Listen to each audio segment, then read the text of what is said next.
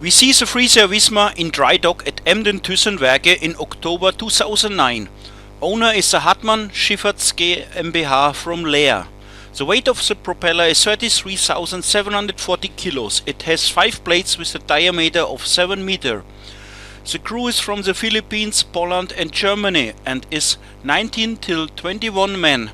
The Frisia Wismar was built at Acker Shipyard in Wismar, Germany as container ship type Baltic CS 2500 in October 2004.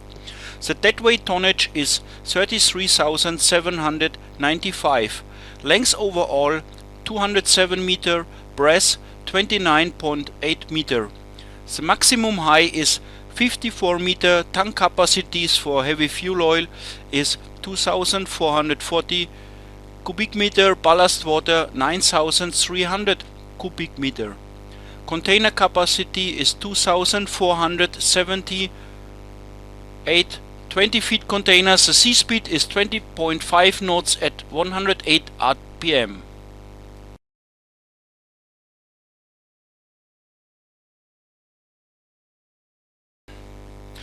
The ship got a charter for Hamburg Süd.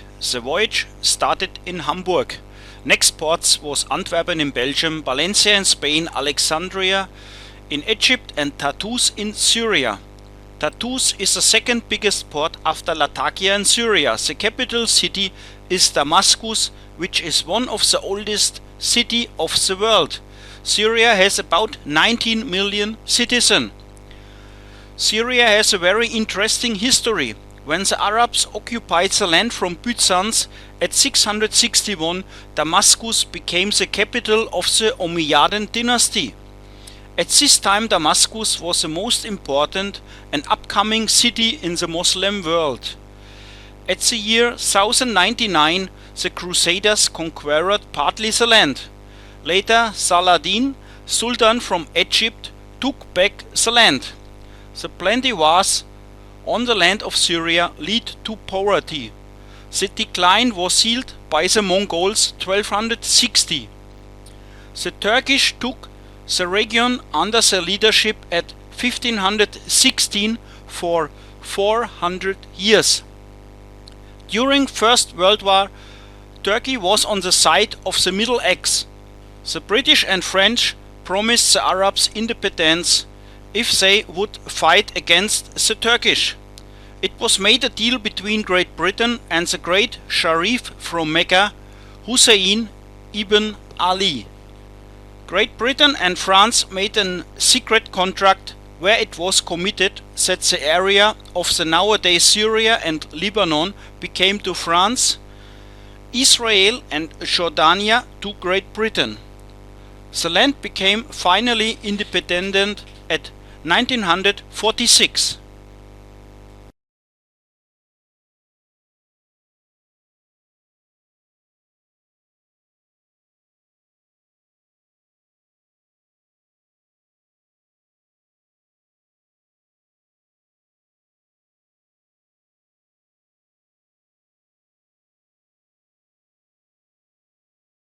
The ship has an oil-fired and an exhaust gas boiler from the Danish maker Aalborg.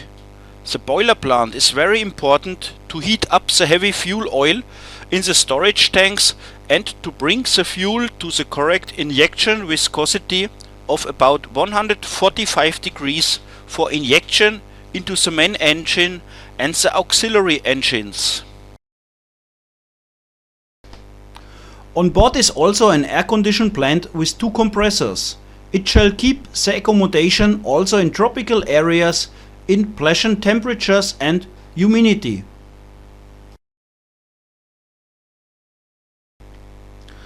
The steering gear room with the hydraulic unit which is moving the rudder.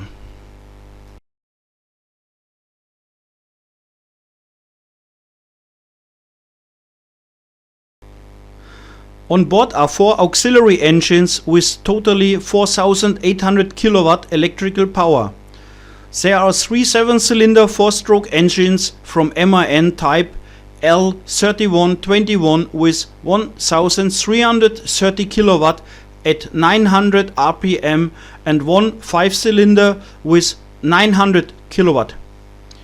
They drive the generators which make all the energy is needed on board.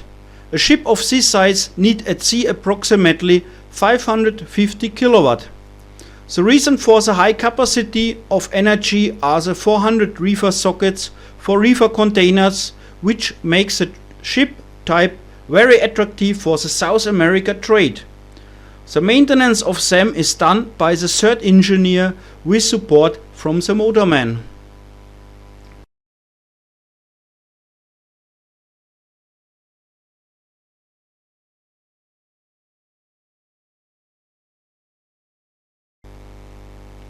The pen shows us the fuel unit with its fuel feeder and booster pumps, filters, preheaters and viscosimat, tools for main engine, spare cylinder liner from main engine and some lubrication oil. The main engine cylinder station, and on the walls and floor some more special tools for main engine.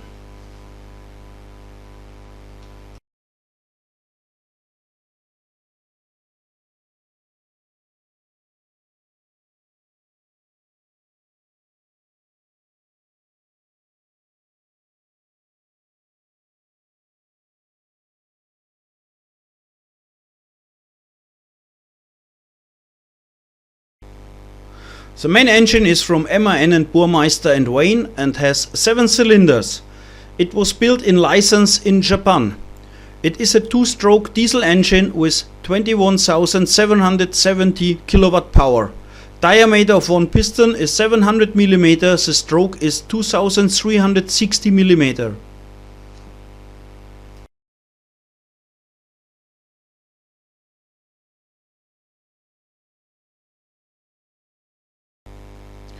The workshop with a lathe machine, drilling machine, different hand tools and welding equipment. The lube oil automatic filter from main engine, and in the background the purifier station with gas oil, lubrication oil and heavy fuel oil purifiers from Alfa Laval.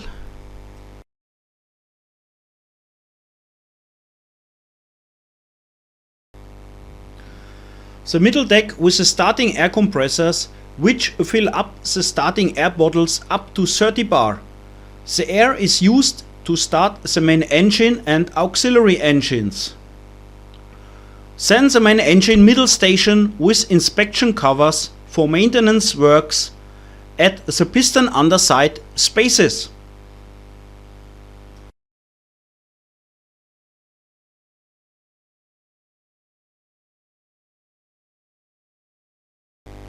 Also on this deck, the high and low temperature cooling water pumps.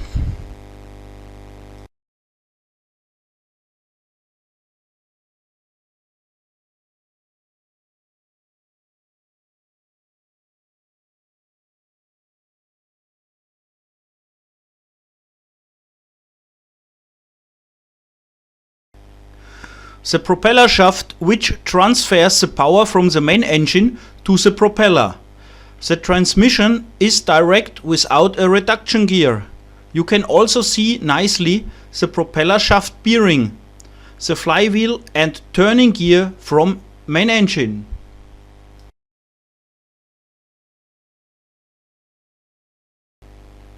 The lower platform with the main engine lubrication pumps, which are sucking the oil from the circulating tank with about 30 cubic meter lubrication oil. Then we have the big entrance flaps from main engine, which makes it possible to enter the crankcase for maintenance, repairs, measurements, GL surveys and inspections.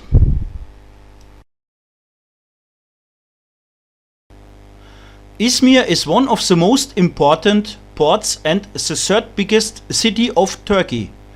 The city belongs to the outstanding economical and cultural centers. The import line of productions are the manufacture of steel goods, textiles, tobacco product and chemicals industry. Here mostly paint as well as processing of foodstuffs and crude oil. Export articles are carpets, cotton, tobacco, olives and figs. The old name Smyrna comes from the old colony which was founded approximately 1000 before Christ. The settlement became a town in the 6th century before Christ. At the end of the 4th century before Christ, the Diadochs founded at the same location like nowadays, according plans of Alexander the Great, the new town. This new Smyrna developed itself at the late Roman time to one of the most important port and commercial centers of Minor Asia. 1425 the harbor city became part of the Ottoman Empire. In the 18th and 19th century, plenty citizens from the nearby Greek island immigrated to the Izmir. During the Greek-Turkish War 1920 till 1922, Izmir was occupied by the Greek. Later the Turkish took the city under control again. The consequence, more than 100,000 citizens escaped from Izmir. During this war, some districts completely burnt down. For me, Izmir is very busy with friendly people. The city has 2.4 million citizens.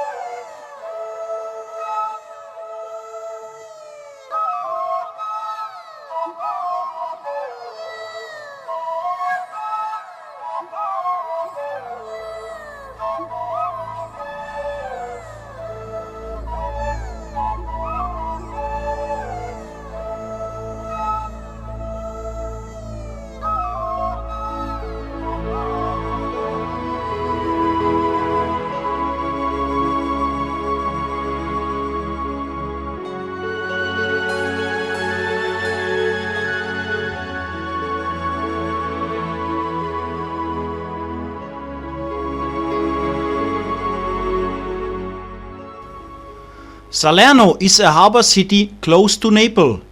It was there possible for us to visit Pompeii. In the Middle Age it was famous for its doctor school. Outstanding buildings are the Castello di Arecci, which partly is still from the Normannic time, and the cathedral. Salerno was a Greek settlement which became a Roman colony in the 2nd century before Christ. 1077 the Normans conquered the town. Under the Norman adventurer Robert Guiscard, they had an economical highlight. The city has about 142,000 citizens.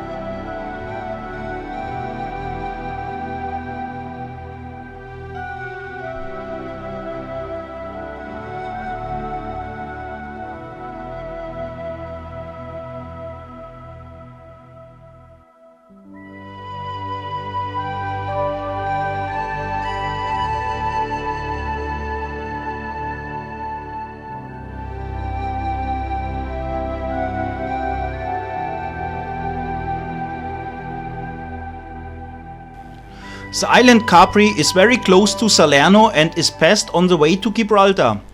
The island is approximately 6 km long and the maximum breadth is 2 km. The highest elevation is the Monte Solaro with 585 meters in the western part of the island. The city Capri is 138 meters above sea level. Westwards from the town is the Grotta Azzurra, a cave, where the entrance to it is in the sea, and inside of it is a magnificent rock formation. The blue coloring of the water is created by the daylight which incidents by the seawater through the cave. The Grotta Azzurra is 53 meters long, 30 meters breadth and 12 meters high. The water in the cave is 15 meters deep. Several relics from the past are on the islands, for example the Tiberias villas, which were built by Emperor Tiberius. The island has no spring water and no rivers, but the earth is still fertile because of the high rainfall. The terraced cultivation are for olives, wine and fruits. The islanders' source of income is the tourism. The island has approximately 7,500 citizens. Okay, this is the start point, Salerno, Italy. Here we go over Gibraltar, going to Cap Finisterre, crossing Biscay and up to Felixstowe, Great Britain. Here you can see several colors from the water, also explained in the display, where you can see when it's going to violet and turquoise, it's getting low sea state, and when it's become yellow or red, you will have a very high sea state. There on the top you have just seen where you can scroll the monitor to the next hours. It's 12 hours intervals. And also the date and so on. Here you can see where we would be at noontime after departure. And now unfortunately you can't see it because it's done with the mouse. We are switching ahead. You have just seen it jumping in the picture. That shows me the next weather forecast for the next 12 hours. And so I'm able to prevent the vessel for bad weather and bad sea conditions, and to alter my heading and course to other areas that will become clear all the time with bad weather. Okay, here you can see a little bit more in the future. In the center of the Atlantic you can see a low pressure area where you have seen this red and yellow area. That means a sea state 8 to 12 meters, and in the Biscay you can see it's a light blue, and light blue means a 2 meter sea state. And you can see the low pressure area in the center of Atlantic is decreasing, going to the north, so everything is clear and fine for the trip to Felixstowe. For us it's looking like a perfect weather conditions for the last trip before going home. Our nautical officers on the last voyage from left to right: Second Officer Jan Busemeyer, Captain Holger Leuchters, Deck Cadet Martin Birkenbeul and Duty Officer Pavel Wikowski. On the bridge we have the communication corner, divided from left to right. Skyfile for email exchange, Satphone F for telephone calls, Inmarsat C. There we can see two consoles for old-fashioned type communication, and sensor rudder unit for manual steering. Main bridge with following equipment: navigational light tablet, fire control and detection, X-band radar, electronic sea chart, S-band radar, and right-handed the control computer for all important departments from the ship. Detailed X-band radar picture and detailed electronic sea chart picture. Crew at mustering for several safety drills and exercises.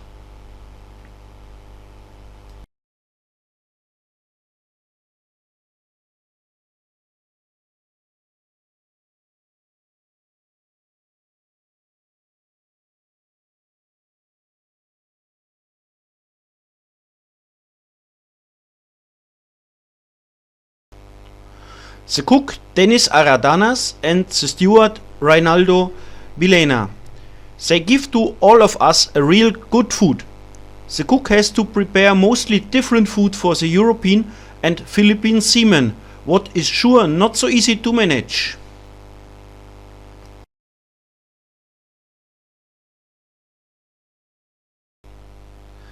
At the forward maneuvering station we have the mooring and anchor winches. Also you have the forward mast with typhoon, position light and holding device for the ship from cargo crane number 1. The weather bulkhead is for protection of the cargo due of breaking of waves.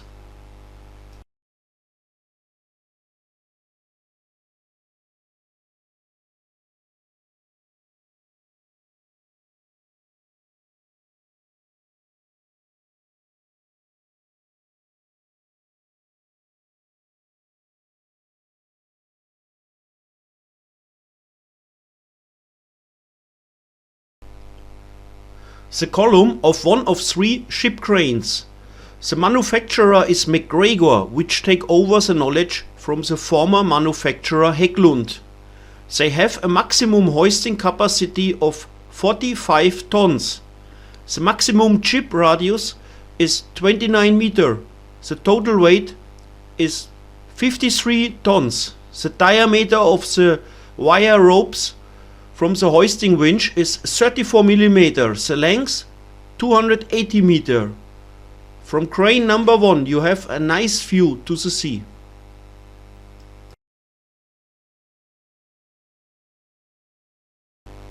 In the ship office we have all equipment for the cargo operation during stay in port. You can see the remote system for the healing plant to avoid a list during cargo operation, the cargo computer with a special program which calculates the loading conditions, stress moments, stability, list and draft. Also the computer for ballasting, an office computer and several other office equipment. It is also a reception for the port authorities and the agent.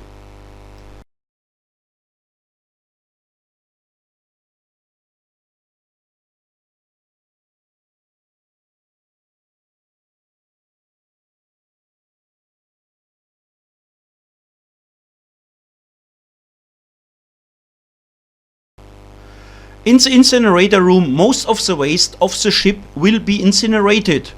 We can also see some spare part boxes from the reefer containers.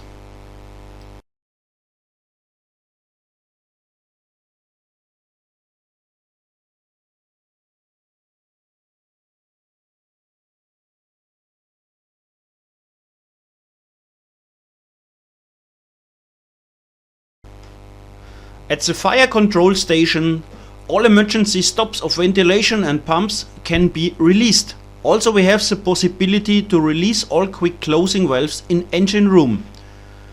The last opportunity to distinguish a fire is a release of CO2 which is located here too.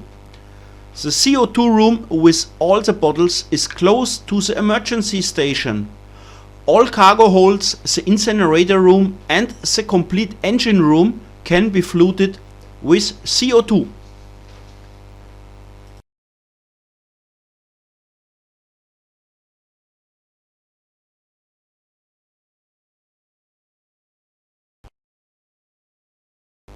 The Strait of Gibraltar is between the Mediterranean Sea and the Atlantic Ocean. It separates Morocco and Spain and is named by the Rock of Gibraltar. The Strait of Gibraltar is approximately 65 km long and 14 till 44 km breadth. There is always a current from the Atlantic Ocean. A westward undercurrent pushed out the surplus salt water from the Mediterranean Sea. At the eastern end of the strait are the Pillars of Hercules. Since a very long time the strait is an important strategic place. In the 4th century before Christ, Carthago made there a blockade to control the trade in the Mediterranean area. In the 8th till 15th century, the Spanish and Moorish military forces were fighting about the control there. Later the British used their base in Gibraltar in several wars beginning of the 18th century. The Pillars of Hercules is named from the Old Greeks and means the 2 rocks which flanks the eastbound entrance of the Strait of Gibraltar. Calpe, the northern pillar, is the nowadays Rock of Gibraltar. Abila, which is coming up in Ceuta at the African coast, is named now Jebel Musa.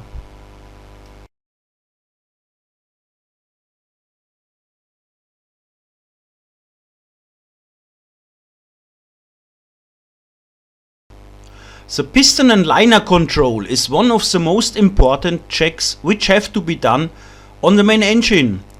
Here you can see the condition of the liner, piston crown, piston rings, stuffing box and the piston rod. The report which have to be sent to inspection includes following criteria. Is the piston crown intact or is cooling oil leaking? Are there deposits on topland and the piston ringland? Are the piston rings intact, collapsed, broken or missing? Then the ring movement. Next, the surface condition of the piston rings, piston skirt, piston rod and the liner. Then the lubrication condition of the rings, piston skirt, rod and liner. Next are there deposits in the scavenge box and scavenge receiver. Last not least, the function of the flaps and non-return valves. Here we see a motor which was overhauled during stay in shipyard. On the piston rings you can see partly the running in coating. Also nicely you can see the honed surface on the liner.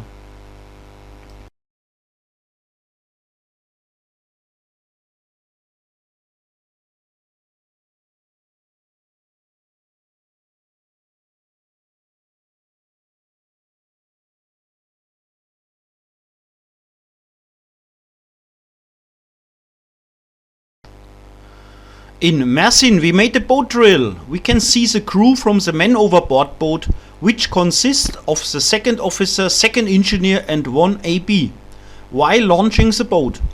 The freefall boat was also launched and tested. In the background you can see the snow-covered Taurus mountains.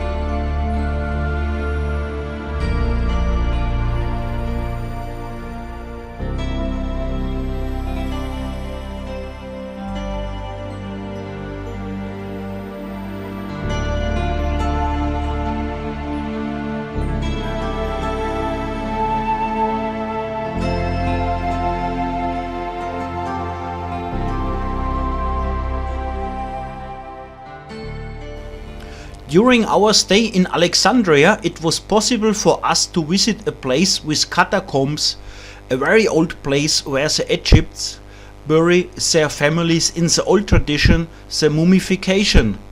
Alexandria is the most important port in the northern Egypt. The location is in the delta of the river Nile.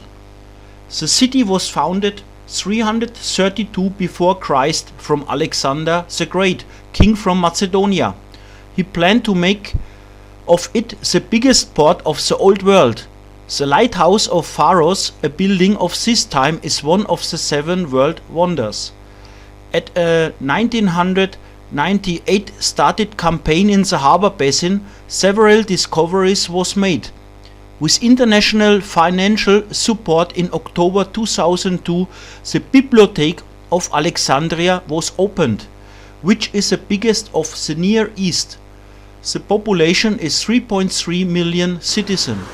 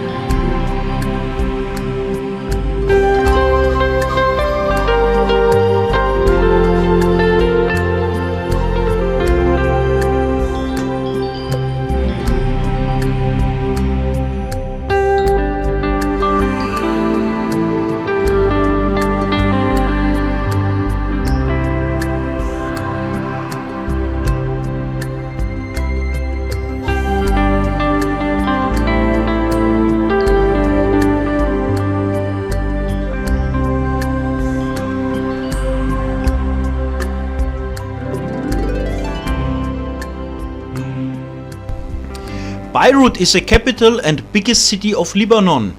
It was till the beginning of civil war 1975 till 1990 one of the most important traffic, commercial, financial and culture center of Near Eastern.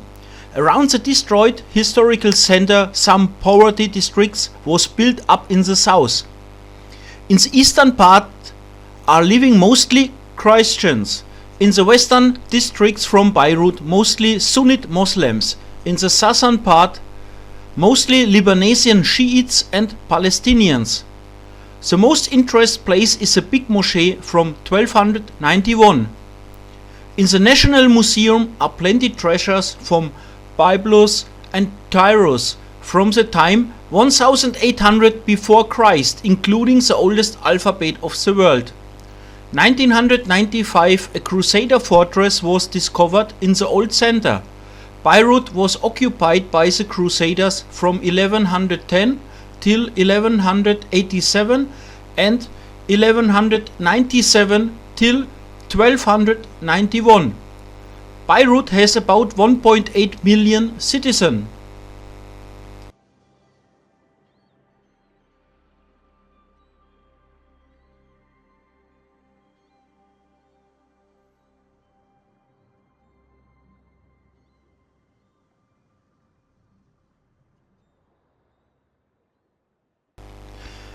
Thanks to the captain, who made it possible to have a nice, harmonious and often funny time during this contract.